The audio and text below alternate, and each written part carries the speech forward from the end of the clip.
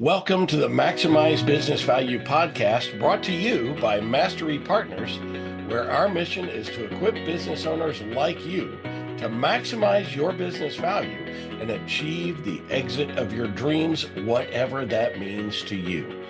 With insights gained from over 100 business transactions, we share real-world strategies, lessons, and expert advice to help you build long-term, sustainable value in your business. Each episode is hosted by one of our Mastery certified partners. They're seasoned experts who've helped countless business owners navigate the complexities of growth, scaling, and building value.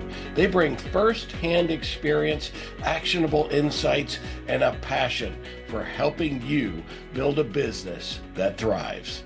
So let's dive in.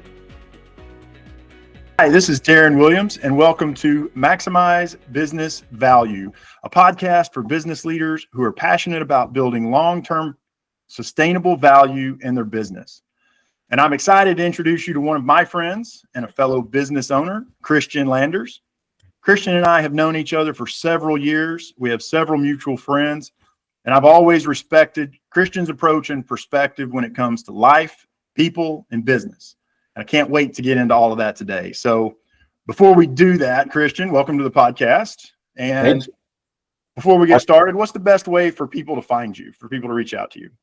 Man, the best way to find me, to reach out to me, is via LinkedIn, like so many people now. So, www.linkedin.com/in/basics over buzzwords. Perfect. Where you can find me. Okay, great. And then we'll link your profile when we publish this. We'll link your profile there as well. So great, man. Well, hey, welcome. Man, I always enjoy our conversations. Can't wait to get into this today. So why don't you just catch everybody up, man? What are you doing these days? And tell us what's going on. Yeah, well, first of all, thanks for having me. I appreciate it. I love our conversations too. I was trying to, before I came on here, I was trying to recall the first time that you and I met. And I was trying to recall the year. I remember the situation. We were in a workshop. We were in a workshop together. And so, but I couldn't remember when that was. I think, was that 2018? Was it 2019? Man, that sounds right. Yeah, I don't have that kind of photographic memory, but that sounds about right. Probably 2018. Well, lots have changed for both you and I in that time. So, so yeah, I'm excited to be here. What I'm up to now, so now I'm full time. I'm pouring my heart, soul, my passion into being in EOS Implementer. So I've been doing that for about 10 months now, really since August of 2024. That's what I'm doing full time. I still own a business. So a business partner and I, we have a custom cabinet manufacturing business. We actually bought that a couple of years ago.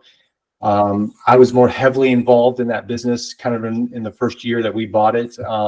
Now, thankfully, I spend about 90 minutes a week in that business. Still love that business. I joke all the time with my wife, when I want to hide from the world, I go up to the cabinet, the cabinet business, so I can just maybe sweep the floors or help the guys, up there build cabinets, doing that. And then, I've got the beginnings in my head. You and I kind of talked about this. I've got the beginnings in my head of a book around, just helping small business owners return to basics, get back to just fundamentals, and just the importance of that in terms of building value, I guess you could say. So that's what I'm up to now. Awesome.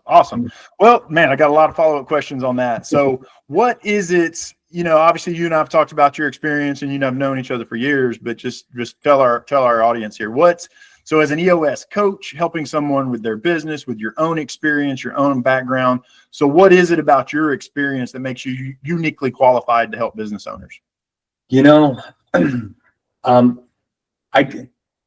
I try to be realistic with this perspective. So me, I'm pretty pragmatic. I just try to be really straight, open, and honest with people. And the honest answer to that is, I've been in the position of an owner of a failed business. So when I was 24, I opened my first business, and 3 years later, I barely sold that business. It was actually a fire sale. If I'm just going to be completely honest, I barely escaped bankruptcy, barely escaped divorce, and so I've been on that side of the business struggling. I tell people that's when I got my real MBA was those 3 years. That's when I learned everything I now kind of know about business. And so I've been on that side of the session room with my clients. I know what they're facing, further along in my career, I kind of found myself, a funny thing happens, Darren. A funny thing happened. I started this franchise business, I sold this franchise business. I knew that it was a fire sale. The buyers knew that they were getting it for pennies on the dollar. But everybody else out, around me saw me as, hey, Christian started a business and then he sold the business. And so he must be good. He must know what he's doing. And so, when I sold the business, a funny thing happened. I started getting phone calls and other business owners, calling me saying, hey, we saw what you've done. Come help me do that. And so I spent the next 15 years of my career as kind of operations, director, chief operating officer for other, mid-market small business entrepreneurs, helping them run their businesses. And I saw a different dimension from a different seat, a different perspective within the small business of just the struggles of the challenges of running a fast moving entrepreneurial company. And so I tell people all the time, now that I'm an EOS implementer, it's hard for me to kind of not recall being in that business. Darren, you did this, man. It's hard to not recall being in the business, facing those challenges, working through those struggles, those growth and scaling. I feel like that allows me to bring an extra bit of value into that session room. So I'm not coming from a place of theory as an implementer. I'm coming from a place of, hey, I owned, and my first business kind of failed. I helped build some other businesses for entrepreneurs, and then later on, got into business for myself again and had a more successful go at it this time. And so, so for me, if you're gonna, what I hope to bring is a bit of levity, pragmatism, and just clarity to my clients, and let them know, hey, they're okay. Their struggles are very normal. Their fears are very normal and healthy. And so let's just, man, let's go tackle this one step at a time. And I know what that looks like. I've lived that out. That's a long answer to your question, Darren. No, it's perfect. Hey, long form podcast. We're great. So, man, I think there's so much value in that. So there's so many things, that I could, tap into that you just said, but, one of those is leadership. Right. Mm-hmm. And I think a lot of times what's missing in leadership is this idea of vulnerability and transparency. And one of the dangers is you kind of get isolated and you think everybody else has got it all figured out. And I must be the one that's broken, or I must be the one that doesn't know how this works, or whatever it is. So when we have a chance to learn, whether it's a coach or a mentor from somebody that's been there, that has struggled and is open about that, and can say, listen, you don't have to have it figured out. You need to have a process to figure it out. And frankly, and we can kind of backtrack a little bit, because we both you and I both kind of have a love affair with EOS. Yeah. And that's where you and I met, was in an EOS workshop. And I'll let you tell your story, but I was introduced to EOS when I kind of reinvigorated my I won't say passion, but I will say discipline around reading. And I was recommended the book Traction, and that was it for me, right? I read it, and you can probably tell your story. But so what did that look like for you? Because I know early on you were kind of introduced to it like that. I was introduced to Traction. I was given the book by a business owner in 2015. I was chief operating officer of a medical affairs firm based out of Frisco here in Dallas, and I was coming out of it the second straight year in which our revenue was flat. Our margins were shrinking. Culture was deteriorating.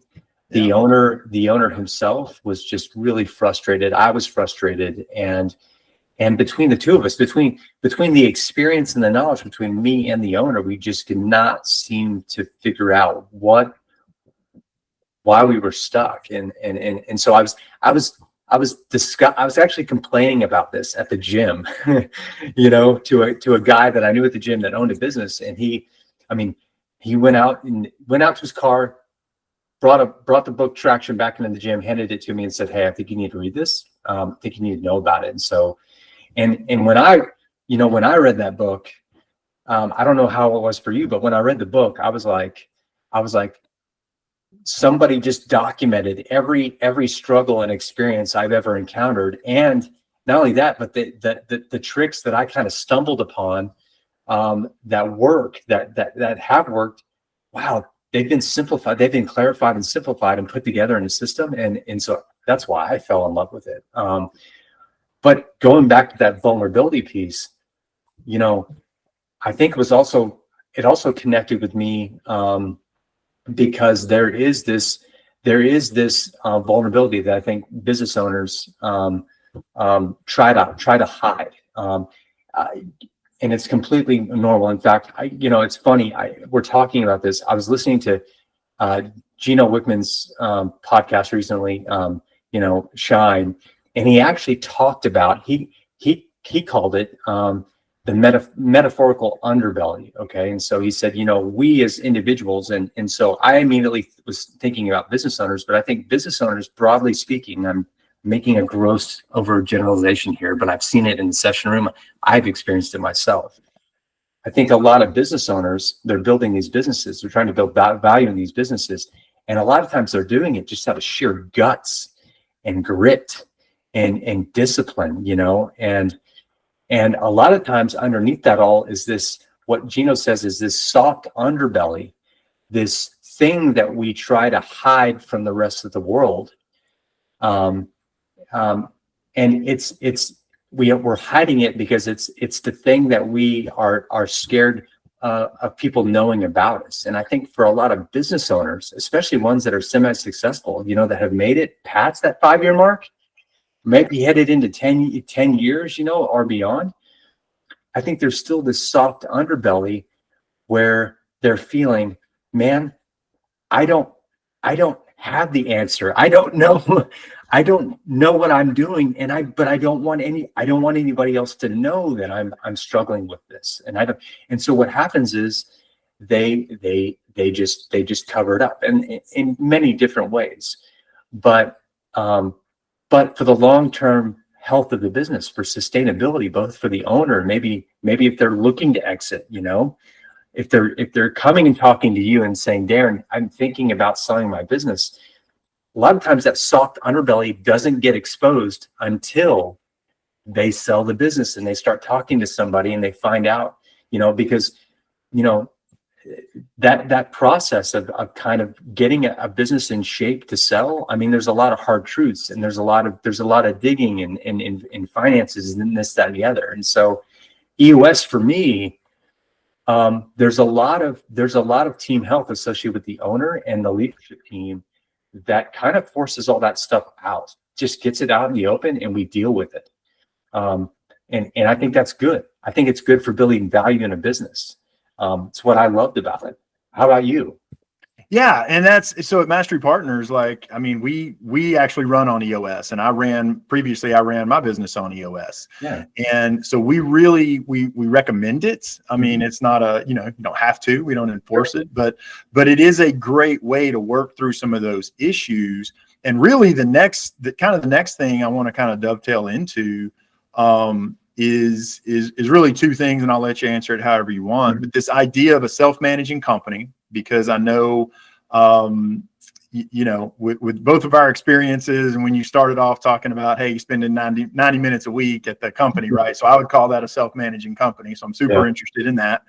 And the question I get most often is, when we started introducing this concept, is come on, Darren, is that really possible? Like, you're talking about self-managing company, but if you're living in this world where I'm the operator and I'm really the general manager of my own business, like this idea of a self-managing company, it sounds like a fairy tale. So I'll ask the question this way, and maybe it's one of your own businesses, or maybe it's a client business, but talk about a success story where you're able to come in and just really show that impact, again, whether it's yourself or through EOS, with this idea of a self-managing company. Thank you for tuning in to the Maximize Business Value podcast. This episode is the first of a 2-part release. Part 2 will be posted next week. Thanks for joining us for another episode of the Maximize Business Value podcast. I hope today's conversation sparked new ideas on how you can continue driving value in your business. But remember, it's not just about listening. It's about taking massive action. Visit our website, masterypartners.com, for more resources.